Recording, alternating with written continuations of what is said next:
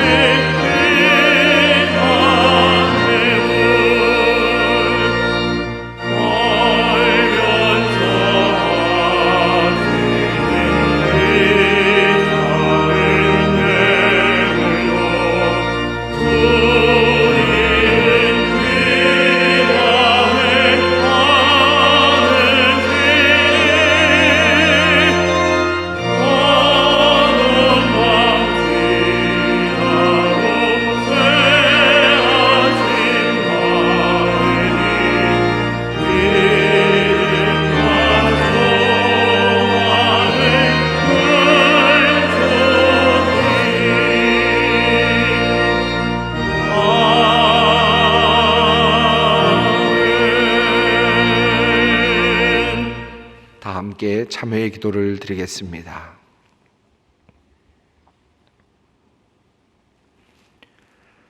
사랑과 긍휼이 많으신 하나님, 부족하고 죄 많은 우리를 기억하시되 우리의 이름까지도 그 손바닥에 새겨 놓으신 주님, 우리가 혹시 주님을 잊을지라도 주님은 결코 우리를 잊지 않으시며 버리지 않으십니다. 하나님의 그 한결같은 사랑을 잊은 채 우리는 늘 이 세상 속에서 방황하며 죄를 짓곤 합니다. 하나님을 믿지 못하는 불신앙의 죄, 하나님을 믿는다면서도 말씀대로 살지 않는 무실천의 죄, 하나님의 뜻대로 산다면서도 열매가 없는 무결실의 죄가 오늘도 우리 앞에 놓여 있습니다. 우리의 죄를 주님 용서하여 주시옵소서. 하나님, 우리 자신은 잘 되고 잘 살기를 바라면서도 이웃의 아픔이나 고통에 대해서는 늘 눈을 감곤 하였던 우리의 모습을 돌아보며 회개합니다. 주는 것이 받는 것보다 복되다 하신 예수님의 말씀을 기억하며 이제부터라도 이웃의 연약함을 쾌휼하며 사랑의 나눔에 동참하는 사람이 되기를 원합니다. 이기적인 마음과 편협하고 옹졸한 생각을 버리고 가슴 깊이 예수님을 닮아가는 넉넉한 사람이 되게 하여 주시옵소서. 내가 혹시 다른 사람들에게 잊혀지는 존재가 될지라도 하나님께서 나를 기억하시고 사랑하신다는 그 믿음만으로 부족함이 없는 충분한 그런 사람들이 되게 하여 주시옵소서. 지금은 하나님과 나만이 아는 죄를 생각하며 묵묵히 참회의 기도를 드립니다. 여호와는 긍휼이 많으시고 은혜로우시며 노하기를 더디하시고 인자하심이 풍부하시도다.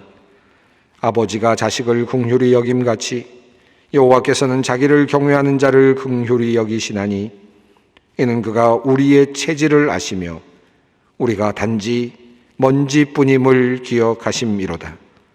그러므로 주 예수 그리스도 안에 있는 자에게 결코 정죄함이 없느니라. 아멘.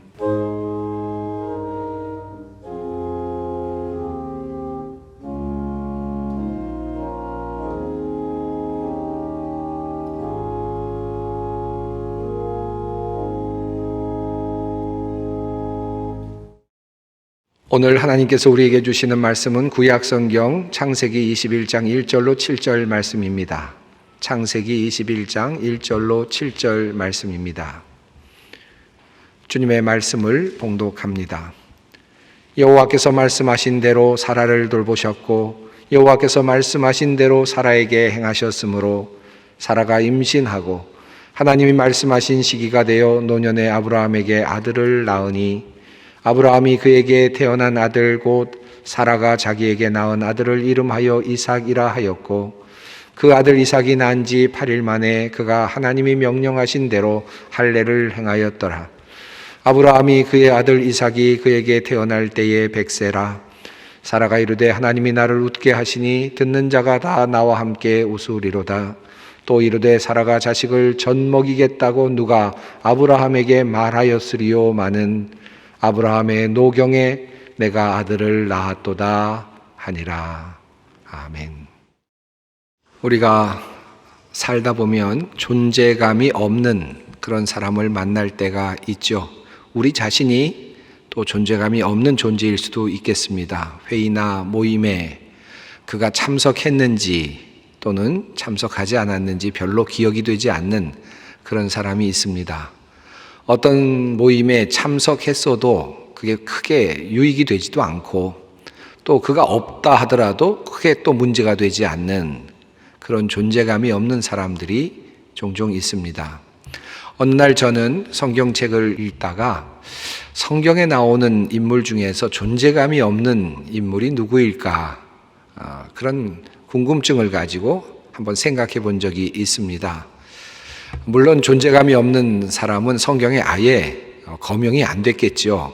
그러나 성경에 거명이 되고 또 여러 가지 사건들을 다루고 있는 내용 중에서 그럼에도 불구하고 존재감이 없는 사람이 누굴까 생각을 했습니다.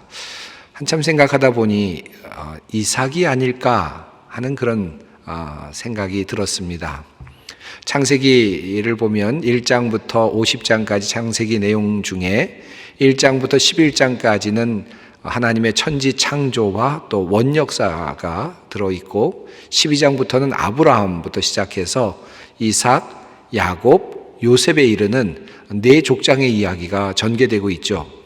그런데 그 중에서 아마도 제가 생각하기에 창세기에 나오는 여러 사건들을 종합해 볼 때 이삭의 이야기가 가장 적게 다루어지지 않을까 그런 생각이 들었습니다. 그래서 호기심이 생겨서 성경에 나오는 이름의 수를 한번 세어보았습니다.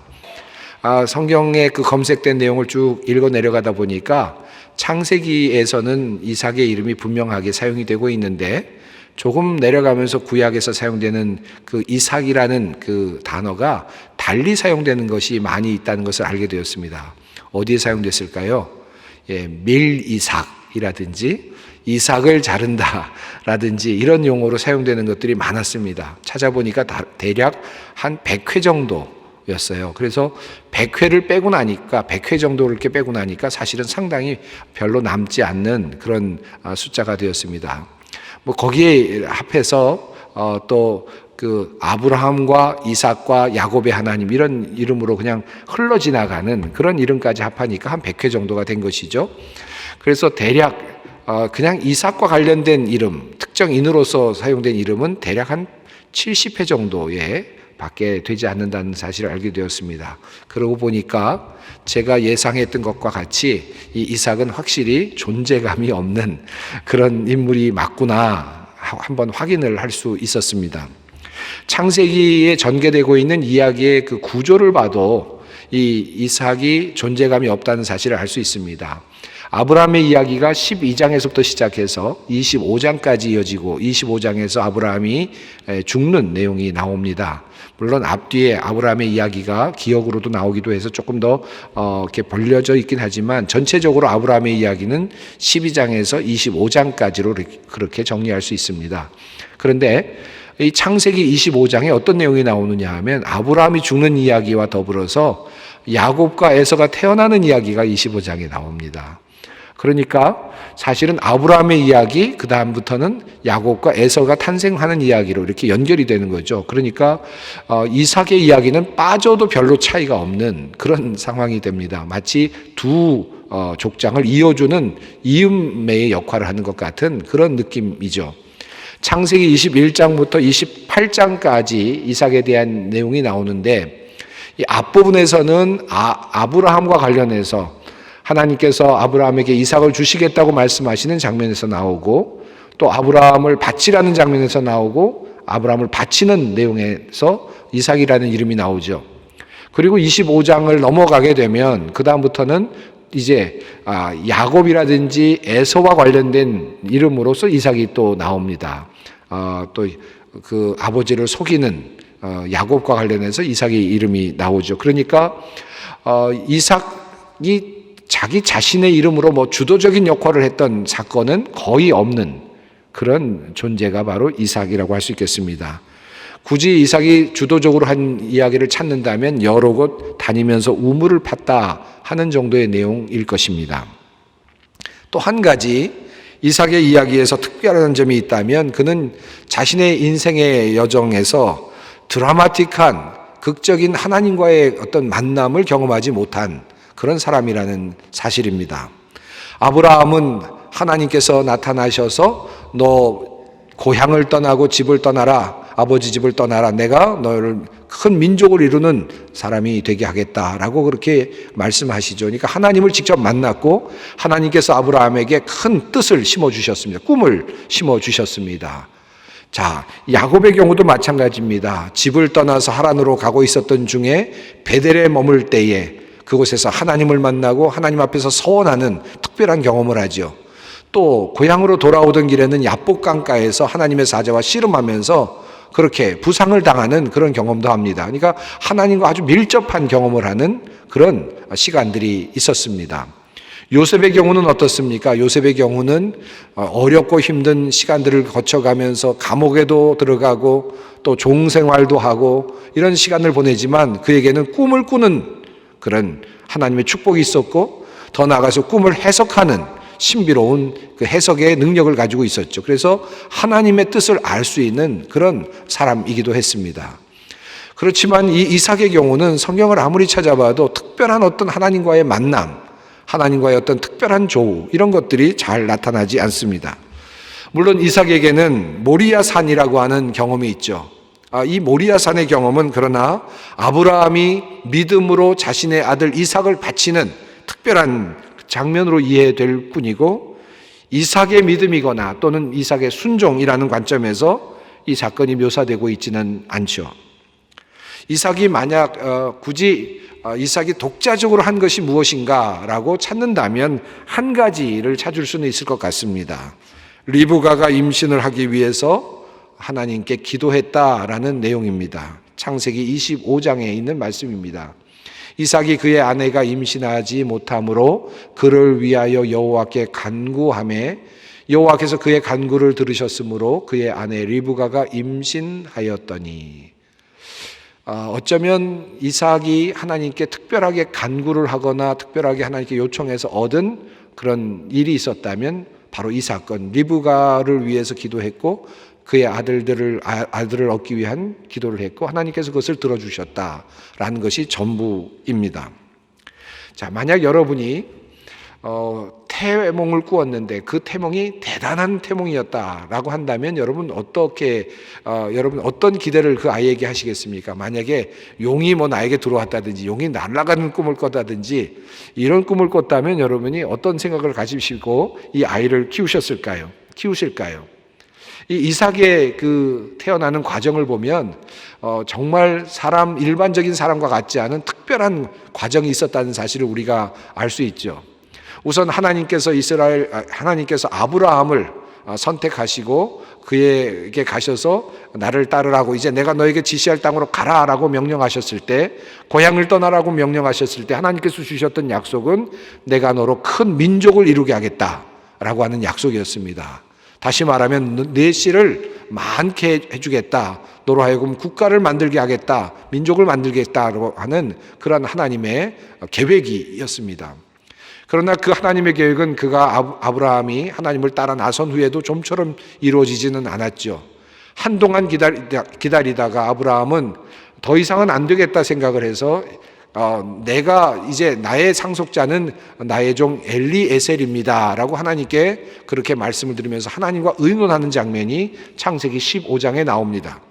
그때 하나님께서는 아브라함에게 내 몸에서 난 자라야 너의 상속자가 된다 라고 다시 확인해 주시면서 그를 데리고 바깥으로 가셔서 하늘을 보게 하시죠.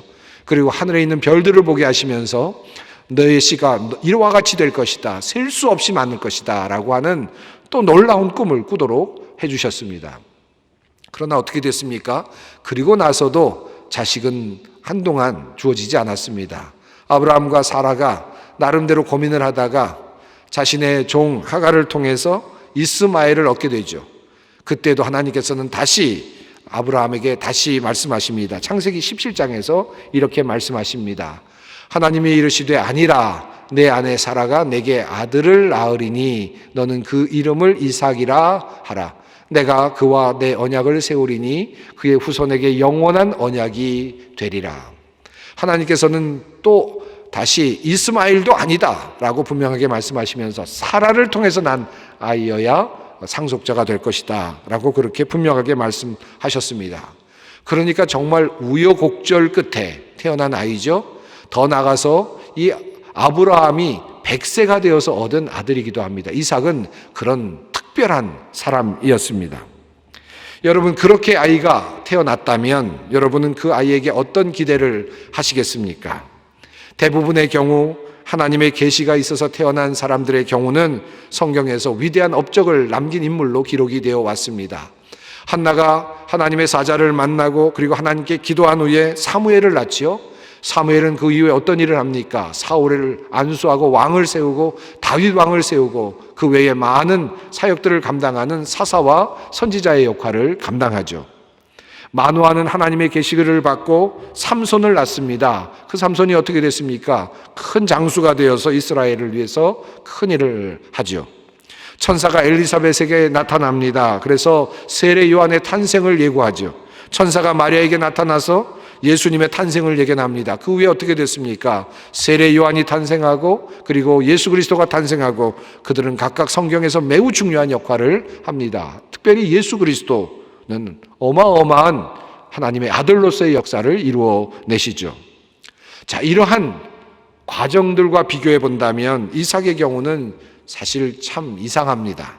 하나님께서 그토록 이삭의 탄생에 대해서 기다리도록 하셨고 그리고 아브라함과 사라를 애타게 하셨습니다. 정작 그러나 이삭의 탄생 이후에 이삭의 삶은 그다지 굵지도 않고 그렇다고 행복해 보이지도 않는 인생입니다. 아브라함이 하나님께 100세에 얻은 자식을 바치는 이야기에서 이삭은 그저 바쳐지는 제물, 그러니까 조연의 역할을 하고 있을 뿐입니다.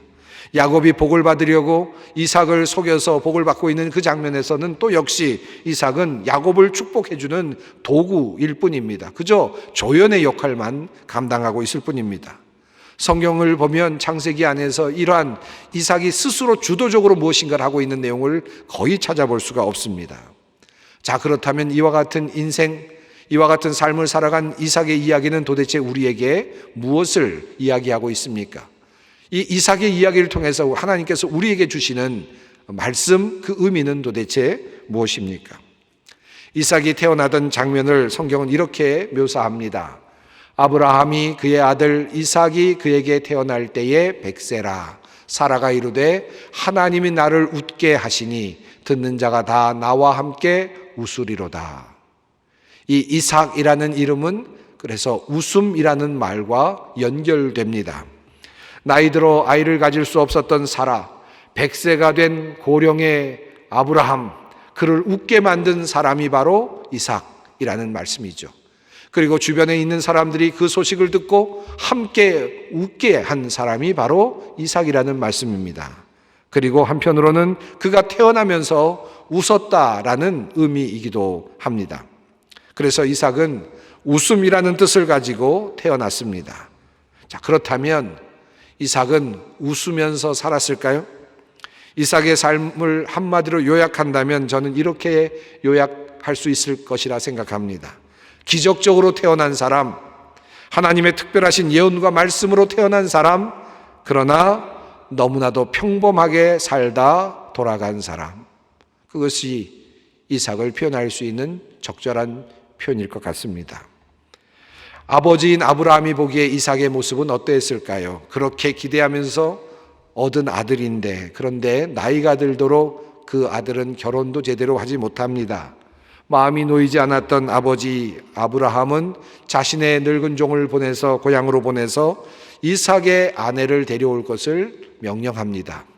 이삭에게 네가 가서 아내를 데리고 와라, 아내를 찾아와라 라고 말하지 않았고, 이 아브라함은 자신의 종을 시켜서 이삭을 위한 아내를 데려오라고 그렇게 이야기를 하죠.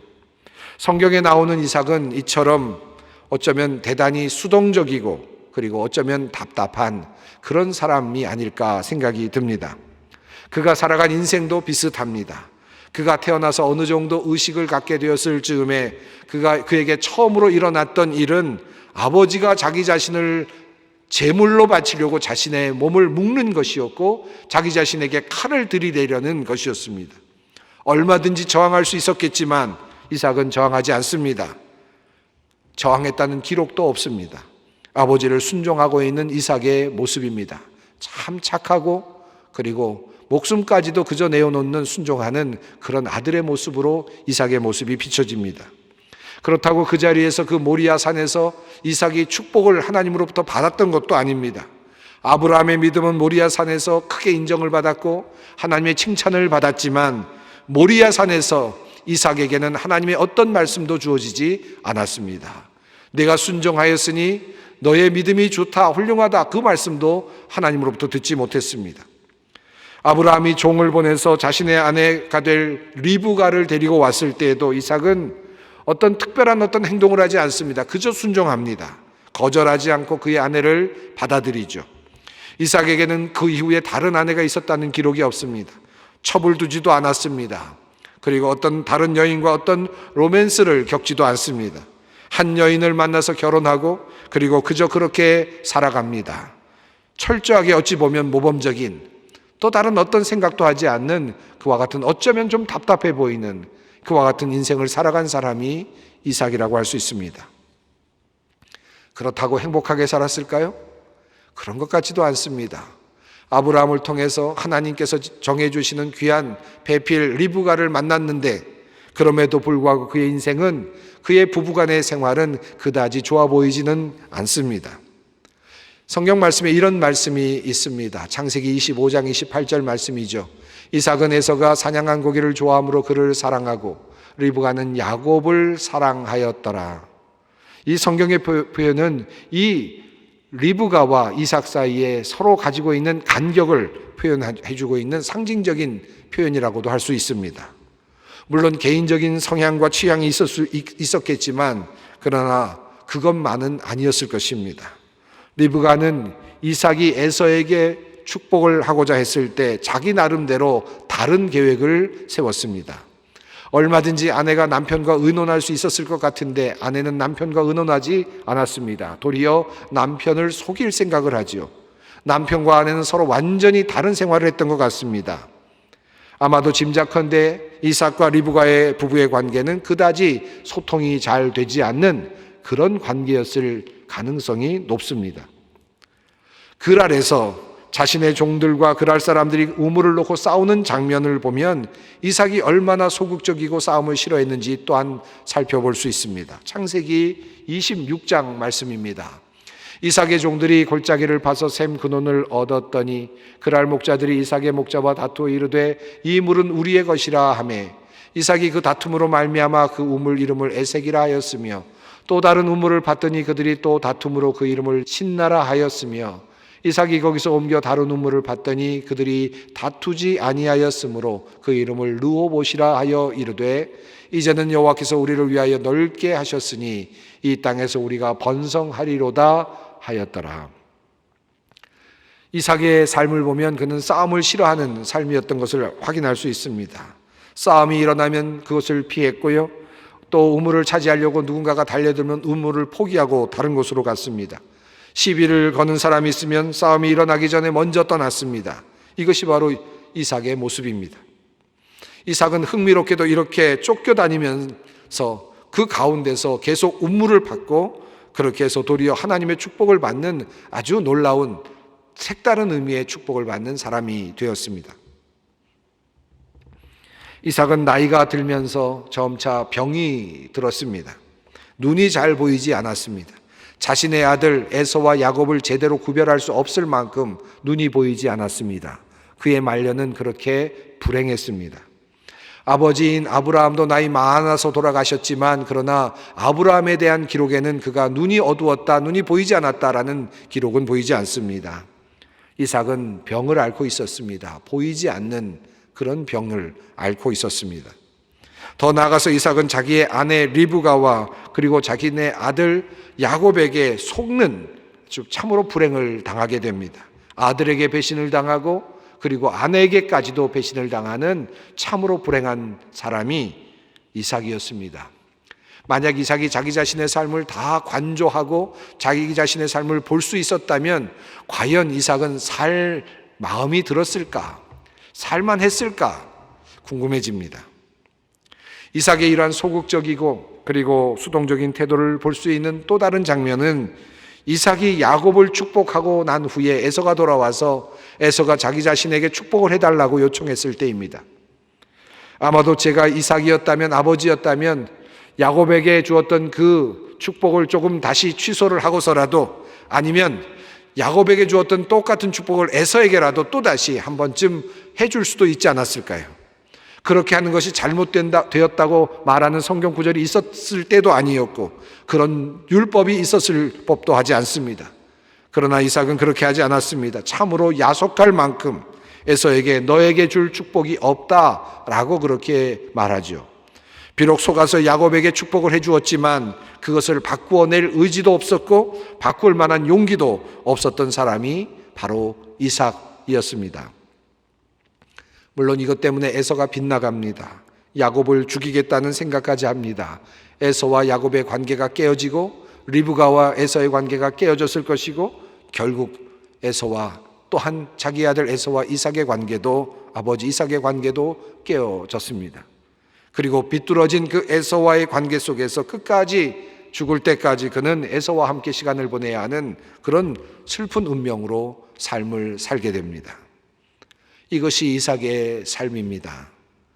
엘리에셀도 아니고 이스마엘도 아니다, 바로 이삭이어야 한다라고 말씀하셨던 그 하나님의 예언을 붙잡고 태어난 아들입니다. 100세가 되어서 아브라함에게 주셨던 그 특별한 아들입니다.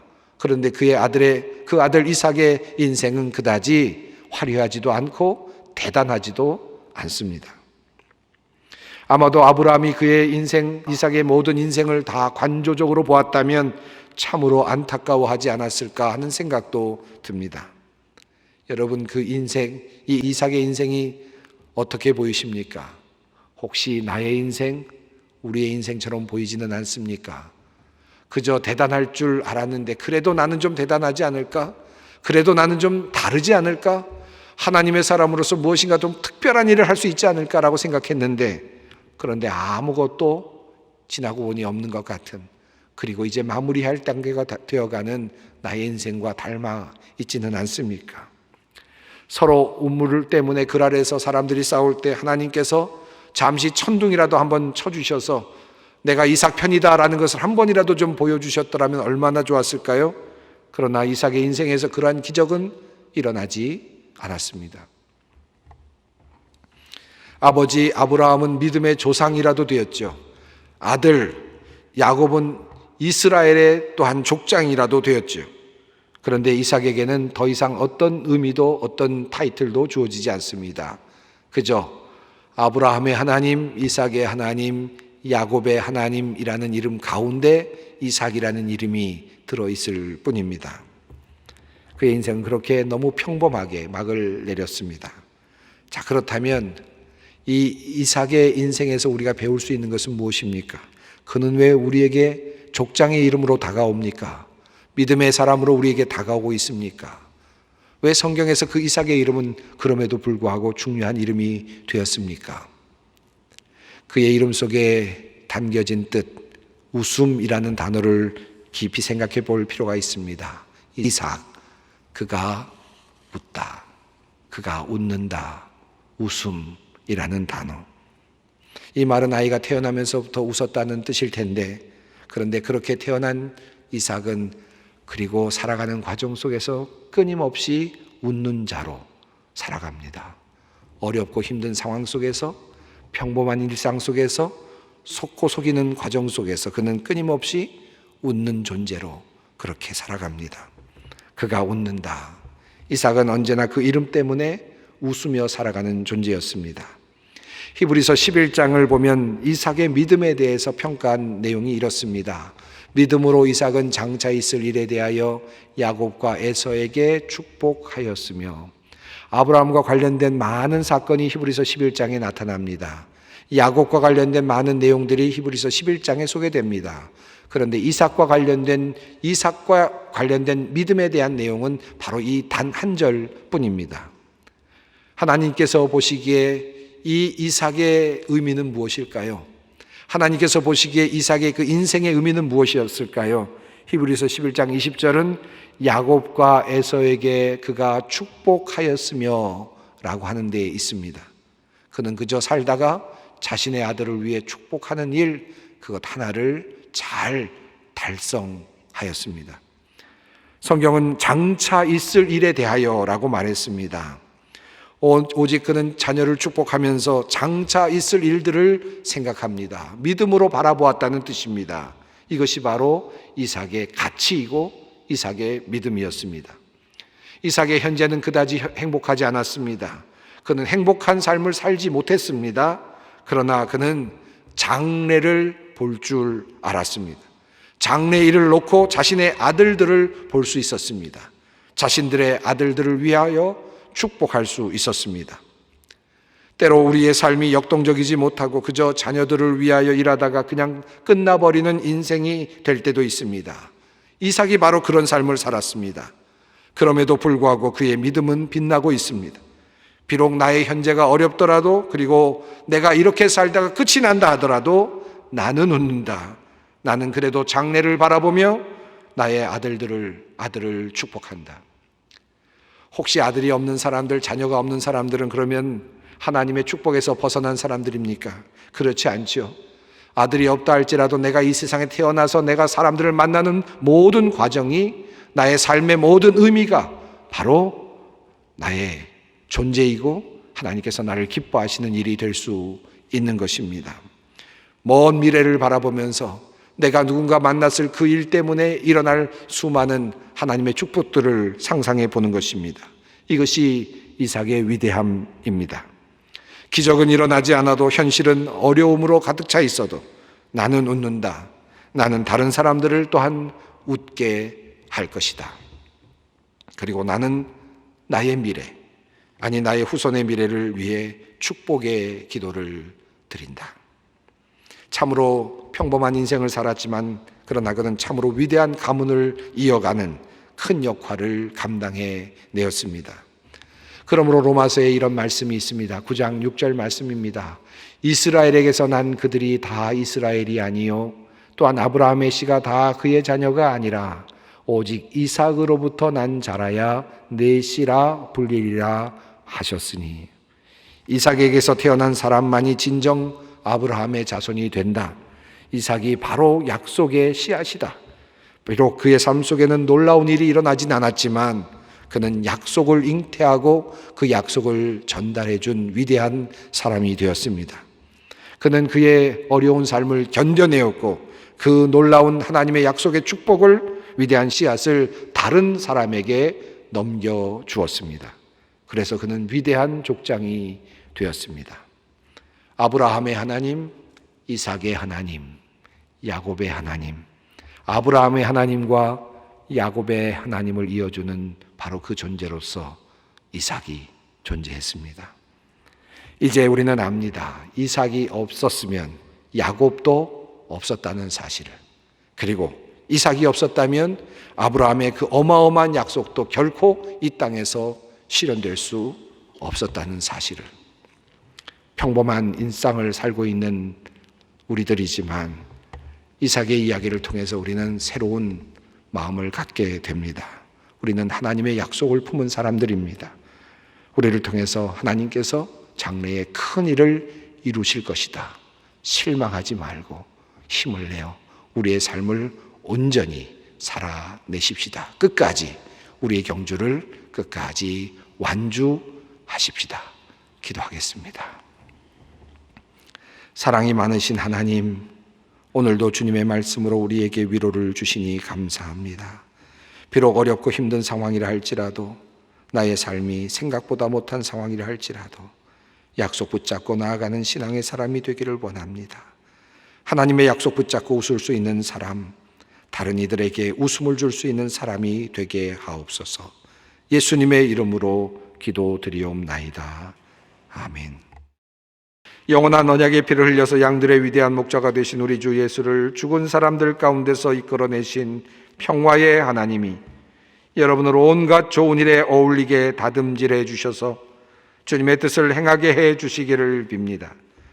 또 하나님께서 예수 그리스도로 말미암아 우리 가운데 주께서 기뻐하시는 바를 이루시기를 빕니다. 우리 주 예수 그리스도의 은혜와 하나님의 사랑하심과 성령님의 교통하심이 이삭과 같은 인생을 살며 어렵고 힘든 상황 속에서도 약속을 붙잡고 웃음을 잃지 않기를 원하는 주님의 모든 백성들 위해, 소망의 성도들 위해, 이 나라와 민족과 역사 위에 항상 함께 하시기를 축원하옵나이다. 아멘.